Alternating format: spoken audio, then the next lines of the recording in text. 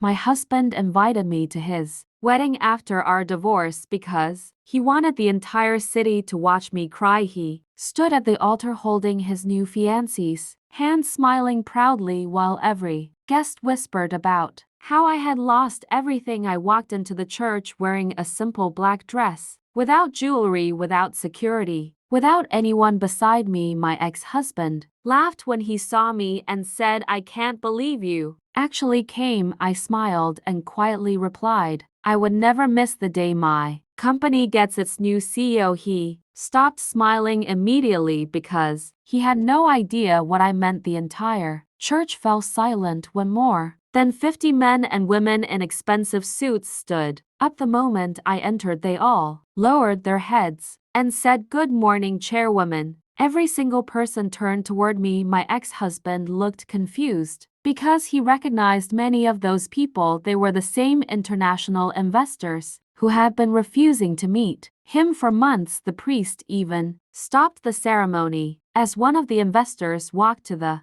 altar, handed me a black folder, and said, "Mom, the board has approved your decision. The transfer of ownership is ready for your final signature." My ex-husband ripped the folder from my hands, thinking it was a joke, but the moment he read the first page, the color disappeared from his face. The company he had spent 15 years building was never legally his. It had always been registered under my family trust, created by my grandfather before our marriage. Every single share, every building, every patent, every bank account was legally controlled by me. He looked at me with shaking hands and whispered, "Emily, please tell me this isn't real." I looked straight into his eyes and said, "You invited me here to watch you start a new life. I came here to watch you lose the old one." Then the chief legal officer stood in front of the entire church and announced that the groom was no longer the CEO of the company. Effective immediately, the bride slowly let go of his hand because she finally understood. She hadn't married a billionaire, she had married a man who had just lost everything, and that was only the beginning of the biggest revenge the city would ever witness. The entire church remained completely silent as my ex-husband read the legal documents again and again, hoping he had misunderstood something. His hands were shaking. His fiancée kept asking what was happening, but he could not answer because, for the first time in his life, he had no lies left to tell. The chief legal officer took the folder back, opened the final page, and announced that 5 years before our marriage, my grandfather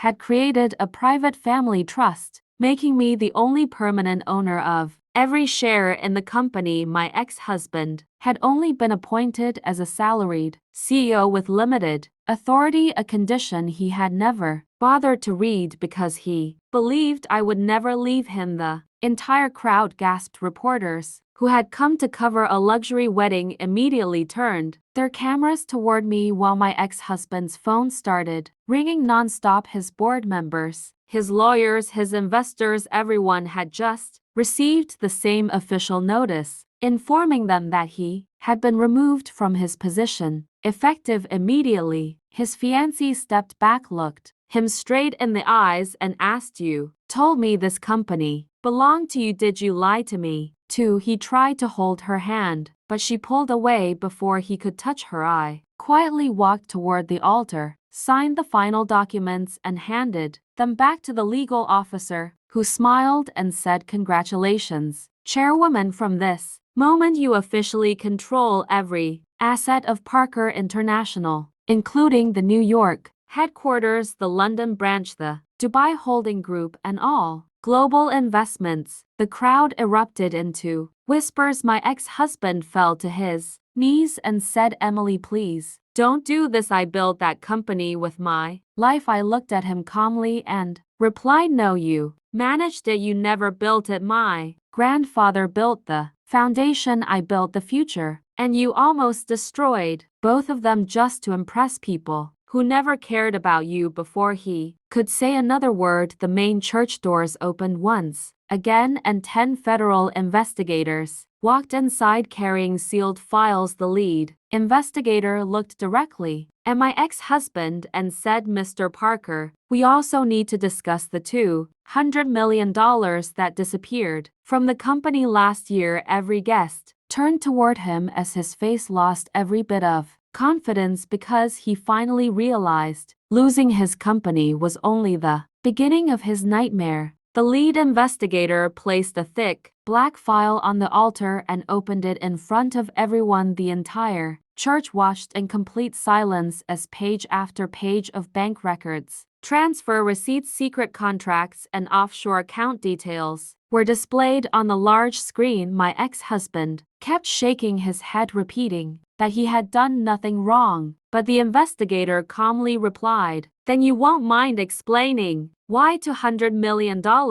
were transferred into 3 shell companies registered under your fiancé's brother." The bride's face turned completely pale. She looked at her brother, who immediately tried to leave the church, but 2 federal agents stopped him before he could reach the door. Reporters rushed forward while every guest stood up, trying to see what was happening. My ex-husband finally looked at me with tears in his eyes and whispered, "Emily, please help me. I know you can stop this." I took a deep breath and replied, "I tried to help you for 15 years, but you only listened to people who told you what you wanted to hear. You stopped listening to the only person who ever told you the truth." The lead investigator then turned toward the crowd and said, "There is one more thing everyone should see." He pressed a button and a security video appeared on the screen, showing my ex-husband secretly meeting with a competitor 6 months earlier, agreeing to sell company secrets in exchange for a private payment. The entire church erupted into shock. His closest friends slowly moved away from him. His investors immediately called their lawyers, while his fiancée removed her engagement ring, looked him straight in the eyes, and said, "I thought I was marrying a successful man, not a liar." She dropped the ring on the floor, turned around, and walked out without looking back. My ex-husband collapsed into a chair, holding his head in his hands as the federal agents surrounded him. But before they could place him under arrest, an elderly man walked into the church carrying a small wooden box. He looked directly at me, smiled gently, and said, "Your grandfather asked me to give you this only after the man who betrayed you lost everything." I slowly opened the box, and inside was a sealed letter along with a single golden key. The moment I read the first line, my heart stopped, because my grandfather had been hiding one final secret for 20 years, a secret that was worth even more than the company itself. I slowly opened the letter while the entire church stood in complete silence. My grandfather's handwriting was immediately familiar. He wrote, "Emily, if you are reading this, then the man you trusted has already proven he never deserved you. Remember this: the company was never the real family legacy. It was only the first door. The golden key in your hand opens a private vault that has remained sealed for 20 years. Inside you will find the true future of our family." I closed my eyes for a moment before looking at the elderly man. He nodded and said, "Your grandfather made me swear that no one would know about the vault until the day someone tried to steal your life." We left the church, surrounded by security, while my ex-husband was taken away for questioning. Every news channel in America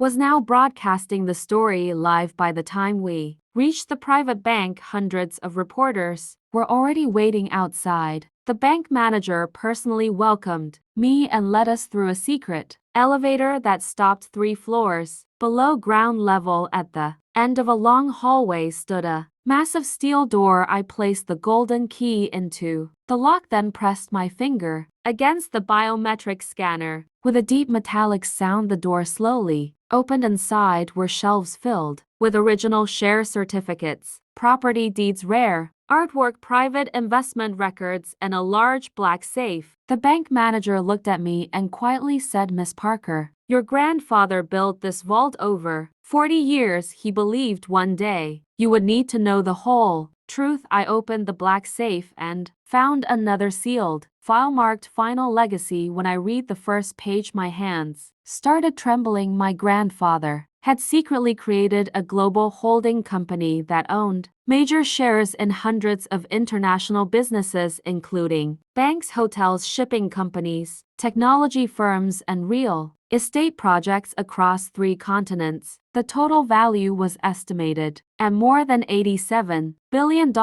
I stood completely speechless because everything I had recovered from my ex-husband was only a small part of what my family actually owned. Just then my phone rang. It was the chief legal officer. His voice was shaking. He said, "Mom, there is an emergency. You need to return immediately. Someone has just filed a court order claiming they are the real heir to your grandfather's entire empire, and they are demanding that everything you own be frozen before sunrise." I returned to the courthouse before sunrise while reporters from every major news channel waited outside the building. The entire country was watching live as lawyers, executives, investors, and judges filled the courtroom. The man claiming to be my grandfather's real heir walked inside with complete confidence, carrying a thick file of documents. He looked straight at me and smiled as if my entire empire already belonged to him. The judge began examining his papers, while my lawyers remained completely calm. After several minutes, the judge looked at me and asked, "Miss Parker, do you have any final evidence before this court makes its decision?" I stood up, walked to the center of the courtroom, and placed my grandfather's final letter on the judge's desk along with the original family trust documents. The judge read them very carefully before asking the court clerk to verify the official family seal. Only a few moments later, the clerk stood up and announced that every document presented by the man claiming the inheritance was completely fake. The courtroom erupted into shock. Federal agents immediately moved toward him, while the judge ordered his arrest for fraud, forgery, and attempting to steal a family estate worth billions of dollars. As he was led away in handcuffs, he turned back toward me and shouted that he had been paid by my ex-husband to destroy me one last time. The entire room fell silent. My ex-husband, who was already under investigation, lowered his head because he knew his last plan had failed. The judge stood up, looked directly at me, and said, "Miss Emily Parker, this court officially recognizes you as the sole legal owner of the Parker family empire, including every company, every property, every patent, every investment, and every asset held under the family trust. Congratulations." The entire courtroom stood up and applauded as reporters rushed outside to break the news across the world. Months later, I rebuilt every company, created thousands of new jobs, opened charities in my grandfather's name, and turned our family empire into one of the most respected organizations in the world. One evening, as I stood on the balcony of my headquarters, watching the sunset over the city, I quietly looked up at the sky and whispered, "Grandpa, you were right. Money can build buildings, but only character can build a legacy." And that day, I finally understood that the greatest revenge is not destroying the people who betrayed you. It is living a life so successful that they spend the rest of their lives regretting the day they let you go.